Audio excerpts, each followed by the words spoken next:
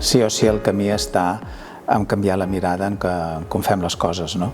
En com busquem la manera de que les espècies cooperin entre elles, que nedar a favor de la natura, o sigui, entendre-la d'una altra manera i que ella ens ajudi al màxim possible amb el canvi climàtic, no? O sigui, el canvi climàtic el fem amb ella o no hi haurà ja canvi climàtic.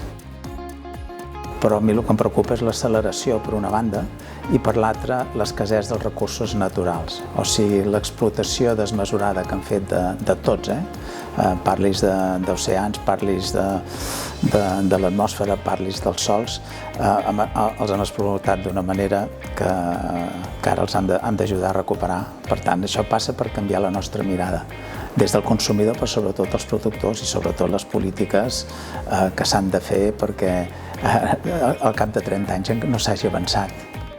Quan amb les xerrades et miren amb un escepticisme, ho hem dit, què faràs tu, desgraciat, allà amb un amfiteatre, amb un punt de Tarragona, a la Serra Llevaria, si els xinesos fabriquen o els americans fabriquen tant i hi ha tantes emissions de CO2?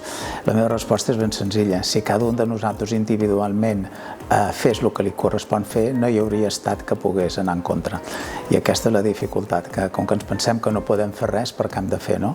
Jo tinc la consciència tranquil·la, les nostres 30 hectàrees de vinya i 120 hectàrees de bosc es fan les coses de la millor manera possible perquè totes les espècies convisquin.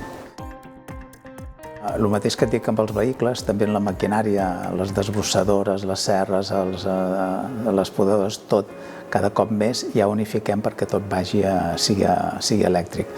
Aquesta és una manera de completar el cercle en quant a la part logística, no? I llavors, si vas sumant en tots aquests esforços, no te'n dones compte i al final tot té harmonia i molta més credibilitat. Per tant, serà una prova que esperem que es quedi definitivament la furgoneta. I ara ja fa un temps comercialitzem un vehicle que és industrial, comercial, que bàsicament el que permet és fer tota l'activitat de transport i de mobilitat d'un celler com aquest, que aposta per l'ecologia, sense cap tipus d'emissió i fent un consum de només energia elèctrica.